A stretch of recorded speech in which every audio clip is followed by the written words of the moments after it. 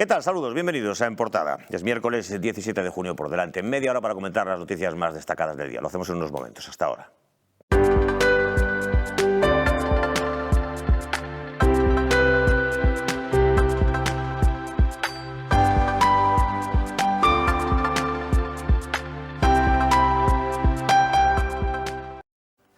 Como les decía, 30 minutos por delante para hablar de las noticias más destacadas del día. Lo hacemos hoy con María Dibuja. ¿Qué tal? Bienvenida. Buenos días. Antonio Troitiño, ¿cómo estás? Muy buen día, gracias. Ven. David Alvarado, bienvenido. Buen día, Quique. Pues una primera página del diario La Razón que tiene hoy como principal noticia: los alcaldes achacan a la falta de recursos la maleza sin desbrozar. Aseguran que las empresas privadas y el SEAGA no dan abasto, mientras la Xunta insiste en que no solicitaron las limpiezas. Una aplicación móvil permitirá a cualquier vecino avisar de incendios. La fotonoticia: por un accidente en la ciudad, 5 vehículos resultaron dañados en un aparatoso accidente registrado a mediodía de ayer en la ciudad de Ourense, cuando un autobús sufrió una brusca aceleración, chocó contra un turismo y empujó a otros 3 contra un semáforo. Un autobús, por cierto, de los antiguos, de la flota de los antiguos. Además, un muerto y 12 detenidos en una operación contra el narcotráfico en Cambados. El fallecido, de 31 años, murió al recibir un disparo de la policía. Más noticias: alerta naranja por tormentas en la mitad oriental de la provincia. PSOE y Sumar, que impiden a PP y Junts pedir en el Congreso un adelanto electoral. El Seprona, que investiga la destrucción de un cruceiro de al menos 2 siglos en Maside. San Rosendo, que abre una nueva residencia para 36 mayores de la Ribera Sacra. Y crece la confianza de los lectores en los periódicos, sobre todo de prensa local, y la directora de la Guardia Civil, que niega haber conspirado contra la UCO. Además, en el Mundial, Bociña, el nuevo héroe de Cabo Verde, que ocupa la portería del Chaves. E tamén con el periódico El Suplemento Xornal Escolar, un can vai a clase cos nenos do colexio de Seisalvo. Bueno, antes de nada, quiero comentar el tema de la actualidad, David. Hasta hace nada, asesor del PSOE en la Diputación. Ahora, ¿de nuevo qué ha pasado? Bueno, pasou que puxemos en marcha un proxecto coral, un laboratorio de ideas, un think tank, Ourense Policy Lab, un grupo de homes e mulleres, do eido académico, do eido profesional, ourensáns que están aquí en Ourense, ourensáns que regresaron a Ourense despois de facer carreira fora, ourensáns da diáspora, novos ourensáns tamén, temos algún elemento que naceu e medrou en terceiros países e que por circunstancias pois non hai moito que chegou á cidade, un proxecto coral, laboratorio de ideas, ca finalidade de trascender o ruído ambiente da cidade e de debatir esas cuestións que realmente importan, para aportar ideas, para aportar proxecto, para transmitir que hai unha alternativa un pouco máis alá do que vemos día a día. O pasado luns, no Liceo, inauguramos o ciclo de debates no marco deste laboratorio de ideas cunha pregunta moi vaga, moi aberta, de si era posible recuperar Ourense pola esquerda. Estamos nun momento onde vemos que Pérez Jácome vai ser candidato de DO, onde Seara vai ser candidato de BNG, no PSOE parece que tamén está clara a alternativa, e no PP teñen aí unha pequena diatriba, á luz de recentes sondaxes vimos que había marxe, que había posibilidade, e preguntámonos se era posible unha alternativa de esquerda, se hai os bimbios, se teñen a arquitectura necesaria, se hai proxectos, se hai perfís. Era un debate que eu encadrei desde un punto de vista académico. Son doutor en Ciencias Políticas, fai 20-25 anos que penso política, que analizo política, que me adico a política, que escribo en medios de comunicación, análisis, reflexións, teño libros publicados en obras colectivas, dou clase na universidade. O meu hobby é a política, co cual falo de política. Encadrei académicamente o debate, había actores precisamente dese espectro da esquerda da cidade de Ourense. Ali agromaron algunhas ideas, pudemos tirar algunhas conclusións, evidentemente máis preguntas que respostas, pero era un pouco o obxectivo: iniciar un debate, abrir unha reflexión colectiva, lanzar ideas. A este debate seguirán outros debates sobre outros moitos temas diferentes. Este debate foi o motivo invocado polo Partido Socialista para cesarme como asesor na Diputación de Ourense. Poucos detalles, ainda non estou notificado oficialmente. Dixéronme que era algo de sentido común. Sentido común é un pouco ese argumento que utiliza moito a ultradereita para non dicir nada, é dicir, é un non argumento.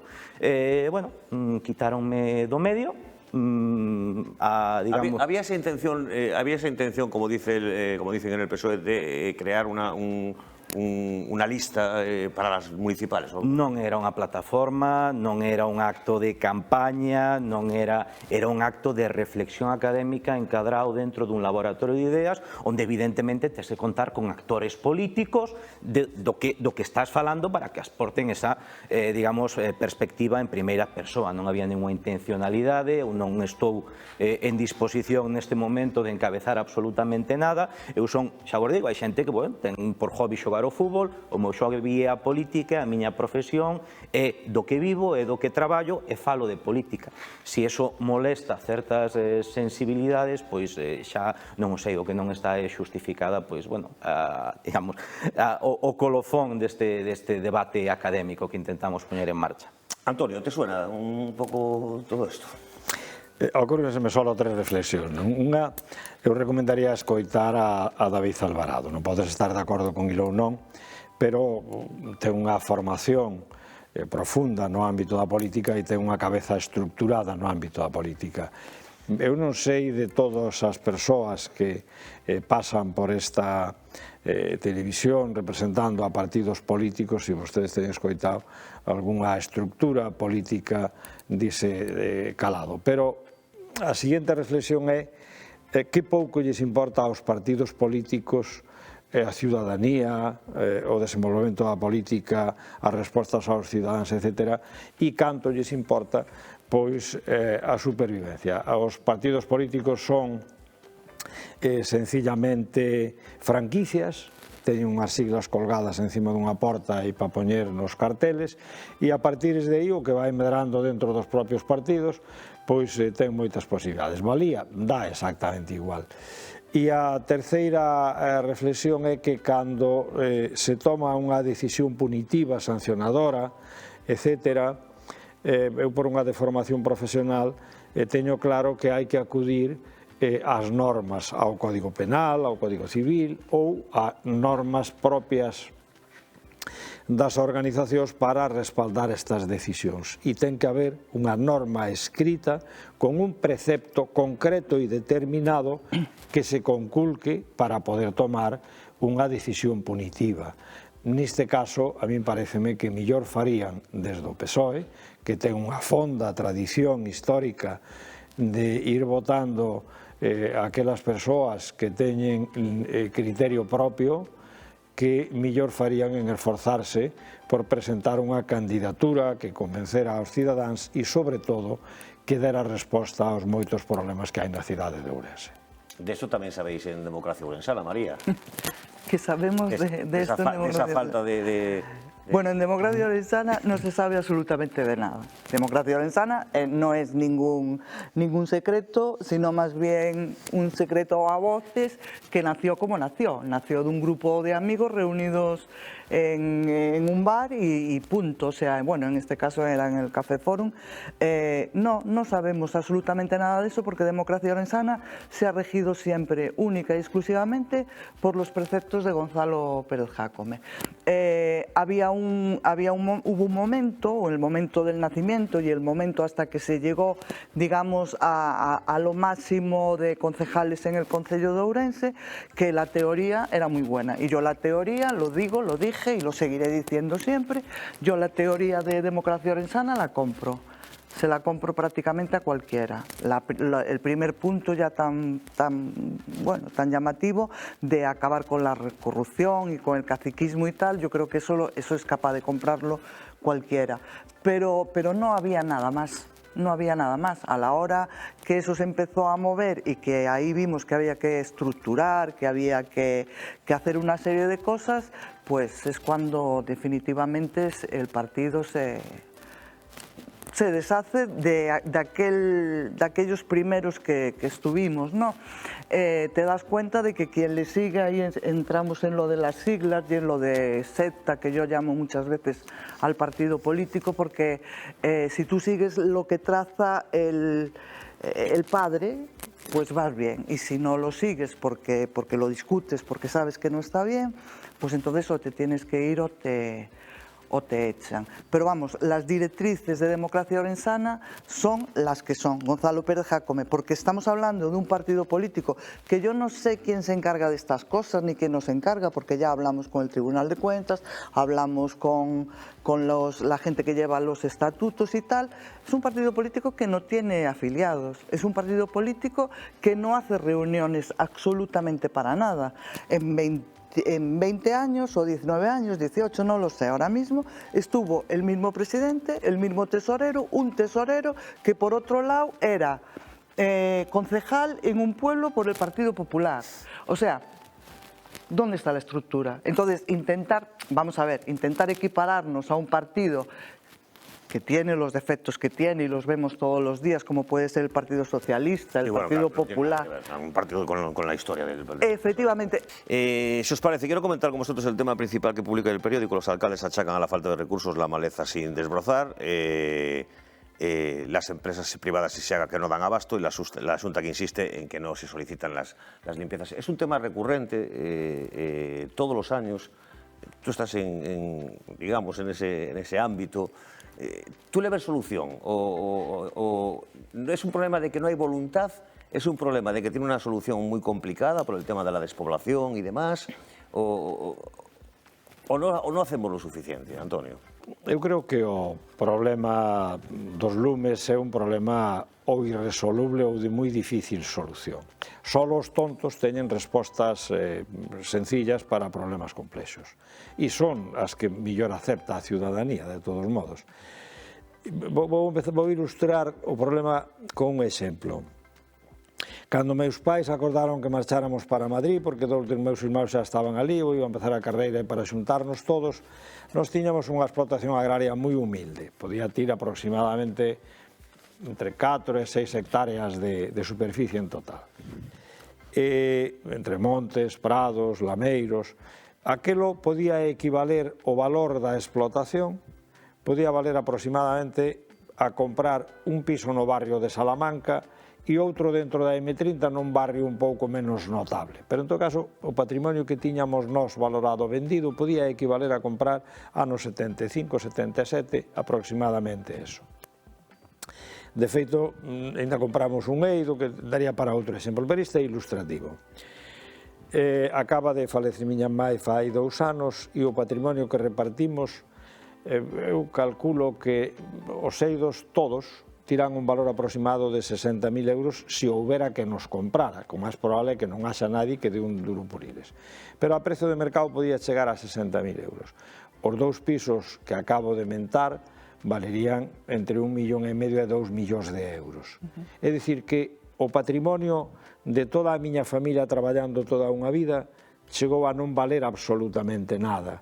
Eso é o que está pasando co patrimonio rústico en Galicia, non ten valor. E o que non ten valor tampouco ten aprecio e non se lle pode, por outro lado, prestar atención.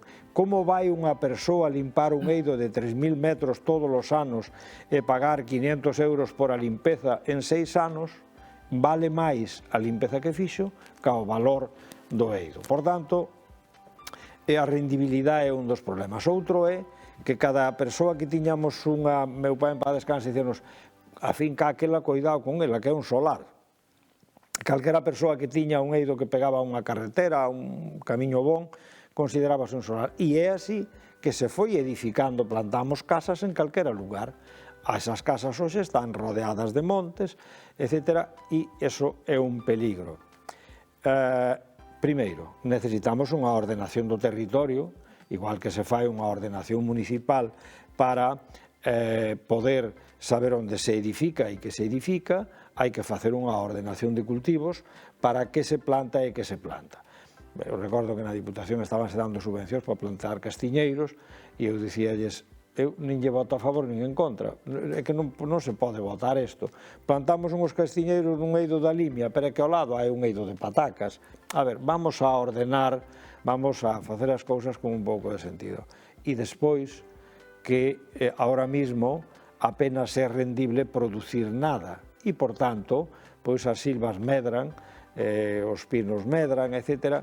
E despois que hai un concepto moi urbano que é de pensar que os montes teñen que estar limpos. Iso non é certo.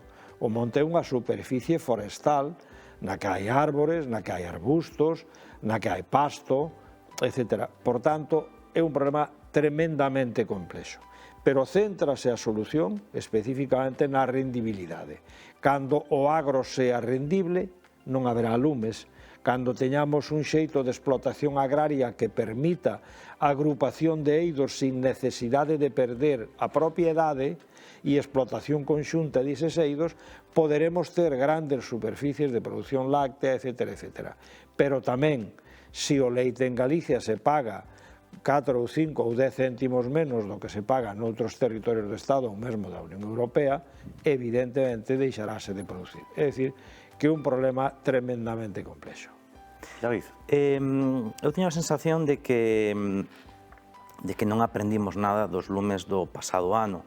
Lembroume meses de xullo, agosto, situación absolutamente de emerxencia, estaba ardendo a provincia, histórico, non me atrevo nin a lembrar o número de hectáreas que ardeu, poderes públicos estaban todos moi sensibilizados, do primeiro ata o último, Estado central, Goberno autonómico, Diputación provincial, no seu rol de coordinación cos pequenos concellos.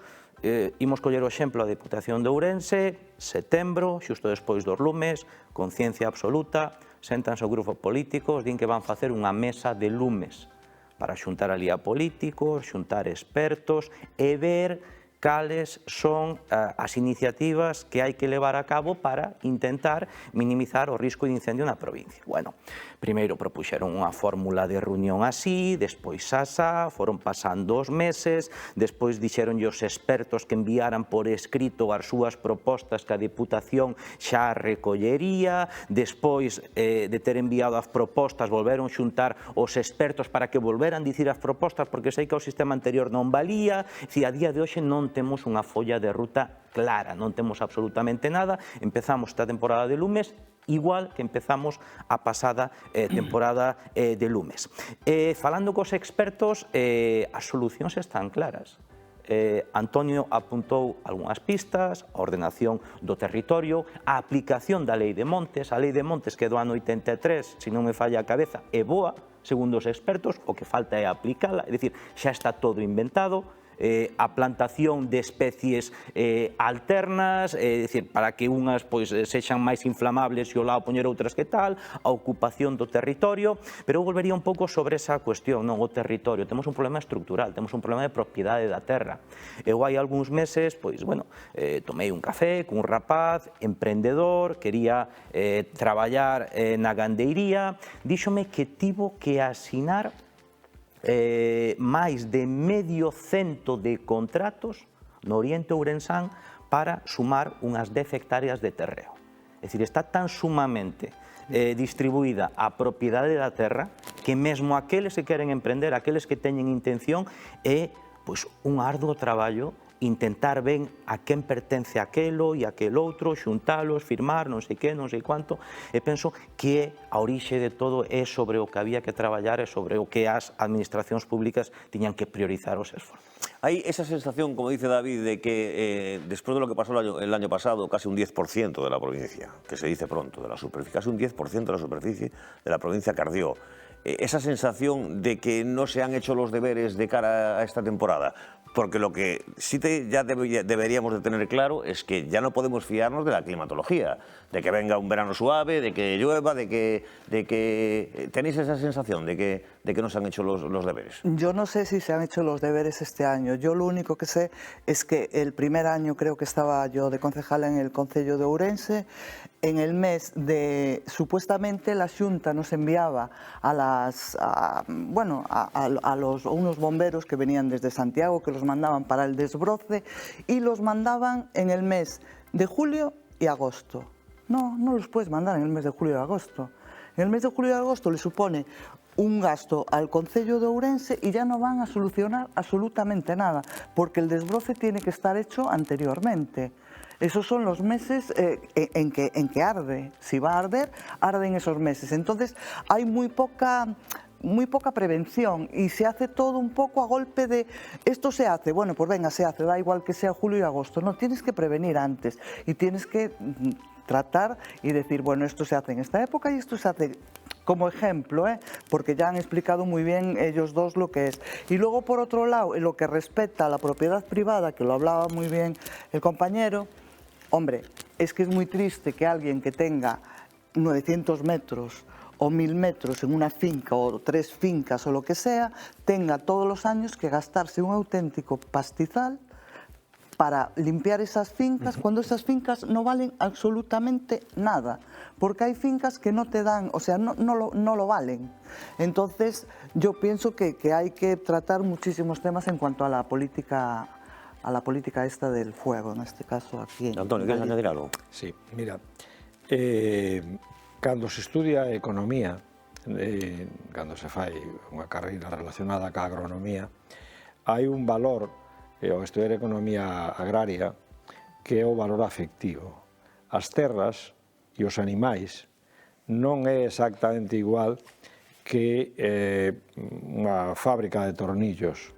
As terras heredáronse dos tataravós, dos bisavós. Os meus avós marcharon a Cuba 2 veces e viñeron e traballaron entre para os mariñeiros, para pagar as pasaxes e para comprar algúns eidos. E eses eidos, no fondo da miña alma, que sei cales son, o Foxo do Val, un dos que me tocou a min, por exemplo, era un eido heredado da miña avoa. Teñen un valor que vai moito máis alá dos 3.000 euros que pode valer, non? Por tanto, hai que tratar con respeto a propiedade rural.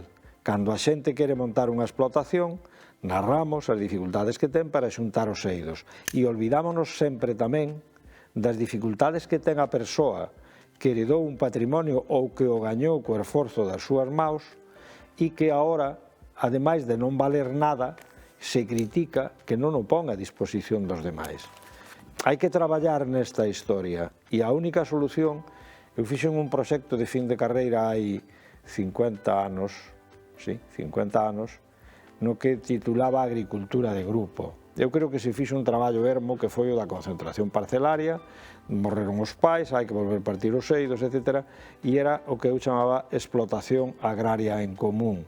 Hai que facer un levantamento topográfico, os eidos siguen estando no mesmo sitio, pertenecen aos mesmos titulares, pero explótanse en común. E aí si hai que forzar a que eses eidos se poñan en explotación. Pero a propiedade da terra siga sendo con facilidade de quen a ten, dispoña dela e participe nesa sociedade con un capital que aporta.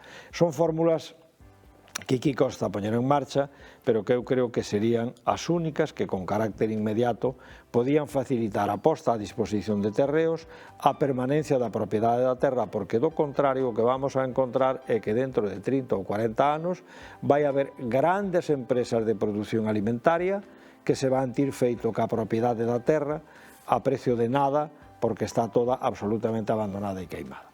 Por tanto, é un problema para traballar en moitos ámbitos. Hai pouco feito e hai tamén que non confundir o que son montes, Serra de Queixa, etc., co que son terreos arbolados e malezas próximas aos núcleos rurales. David, queres añadir algo? Non, estaba pensando que, bueno, estes días tamén mantiven conversa sobre o tema do desbroce de fincas e o mellor Antonio sabe máis deso, eu son urbanita, non? Pero dicían que, bueno, que desbrozaran a vía xa un par de meses, pero que as chuvias destes últimos días fixeron que o monte la hierba crece, que é monte que volvera. Entón, claro, non sei exactamente cando é a caído desbrozar, nin como non, pero bueno, a mí o que me dá a sensación é que en materia de prevención seguimos traballando pouco e o fiamos todo absolutamente a climatoloxía e a extinción. Hai unhas máquinas de desbrozar que son perfectamente funcionales. Para eso. As vacas, as ovellas, que pastan diariamente. Cando isto este cheo de animais pastando, esas cousas non suceden. Bueno, Zapatero está declarando ante el juez, finalmente está contestando las preguntas del juez y de su abogado, no a las del fiscal anticorrupción. Semana complicada para el PSOE. Ayer el PSOE y Sumar frenaban la iniciativa de Junts y del PP en el Congreso pidiendo un adelanto electoral. Quiero que me deis vuestra opinión. Nos quedan 6 minutos, o sea, no tenéis mucho tiempo cada uno. ¿Pensáis, tal y como está la situación ahora mismo, que es necesario ese adelanto electoral? Mira, eu son unha das víctimas do PSOE de Zapatero e, sin embargo, a día de hoxe sinto profundísimamente un pesar enorme porque o home que fixo a lei de dependencia, matrimonio homosexual, é dicir, que máis progresista da historia de España, se vexa nesta situación. Pero tamén é certo que o nivel de deterioro político que hai neste momento debe nos levar a unha reflexión profunda.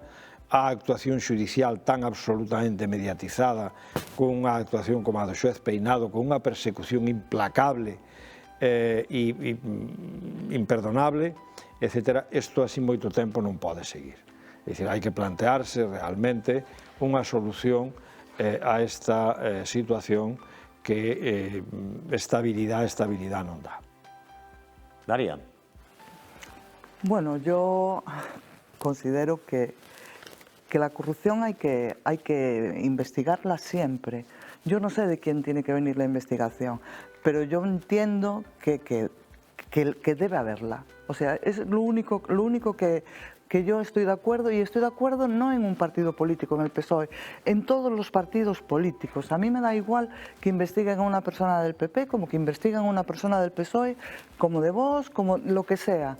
Pero yo creo que la corrupción hay que intentar cortarla, porque hemos llegado a un punto donde tú hablas con cualquier persona y te dice, bueno, ¿y a ti qué te parece este candidato, este otro candidato, tal? Bueno, es igual, si todos roban. O sea, ¿qué mentalidad o qué hemos conseguido aquí? O seguimos en la época del Lazarillo de Tormes, donde si tú te comes una uva, yo me voy a comer 2 y 3 y tú...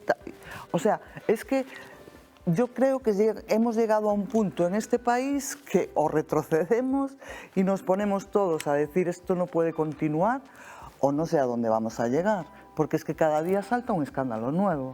Y a mí, que la mujer de un presidente del gobierno tenga que declarar cada 15 días y tenga que entregar el pasaporte, a mí me parece cuanto menos vergonzoso. Pero me parecería tan vergonzoso siendo del PSOE, siendo del PP, o yo que me considero muy centrista, si en su día hubiera sido un partido de centro. O sea que yo creo que esto, pues no sé qué pasará con Zapatero. Habrá que juzgarlo como a todo el mundo. Esperar, a ver, David. Claro. Bueno, varias reflexións. A primeira é que hai moito ruido. É moito ruido que non se compadece ca realidade a pé de rúa. Eu cando vou ao ximnasio, cando vou tomar un café a cafetería e tal e cual, pois home, a xente está preocupada de que este mes pois, pagan dobre a pensión, está preocupada porque subiu o prezo da leituga, de non sei que, de non sei cuánto, é dicir, pero realmente toda esta crispación, todo este ruido, todo isto que vemos nos medios de comunicación, a xente non lle afecta, non? Entón, isto, bueno, a primeira reflexión, non? Temos un produto, temos unha comunicación política dirixida a, pois, enfatizar certos elementos e a, digamos, rebaixar o tono con respecto a outros. Con respecto a Zapatero, eu non teño argumentos nin a favor nin en contra. Hai unha serie de indicios, temos un sistema xudicial que en principio é garantista, que será o que teña que dirimir se eses indicios son constitutivos de delito. A mí unhas fotos dunhas xoias nunha caixa forte, pois, bueno, podenme chocar máis ou menos. Chocaríame máis ver unhas xoias dentro dunha neveira, pero, bueno, dentro dunha caixa forte, unhas xoias, bueno, podenme chocar, pero non podo tirar conclusións anticipadas de certas cousas. Entón, bueno, primeira cousa, demasiado ruido. Segunda cousa, deixemos a xusticia actuar. Terceira cousa, eu vexo un pouco a situación política que temos en Europa. Vexo gobernos moi inestables, que duran meses, vexo coalicións de circunstancias que non funcionan, que van cambiando, que impiden planificar a medio, longo prazo, que non hai resultados. Bueno, e vexo a situación en España e vexo que comparativamente esa estabilidade está dando certos frutos máis alá do ruído ambiente. Que ten que haber eleccións ou non eleccións? Constitucionalmente unha decisión do presidente do goberno que dixo que íamos terminar o mandato. A miña pregunta, cando teñamos as eleccións, é que España vai votar ben? É dicir, é que a xente pensa que o voto vai salvar todo, pero a realidade é que temos un Estado como temos. Temos xente que vota estruturalmente esquerda, xente que vota estruturalmente dereita, temos ese clivax territorial de nacionalismos, temos isto outro de máis alá, e dicir, a partir de agora esta é a nova normalidade. Esta é a nova normalidade dun país complexo, heteroxéneo, que vota como vota, co que hai que convivir e hai que facer as coalicións acaídas a cada momento. E que se hai eleccións está garantizado que vimos ter ese goberno que quere a dereita e a ultradereita que saia? Pois non o sei. E se non sai, e volvemos ter o mesmo, que facemos? Outra vez eleccións? Volvemos ter unha oposición desde o minuto 1 pedindo eleccións? É que non o sei. Penso que hai demasiado ruido, hai pouca reflexión, o país vai tirando para adiante, hai un prazo estipulado constitucionalmente para que haxa eleccións, quedan menos dun ano, calma, paciencia, tranquilidade, que cada un faga o que teña que facer e xa imos ben. Pues tenemos que terminar. Muchísimas gracias a los tres. María Dibuja, muchas gracias. Antonio Tito. Muchas gracias. David Alvarado, muchísimas gracias. Gracias, Quique. A ustedes, muchas gracias por la atención prestada. Volvemos mañana en Portada. Saludos.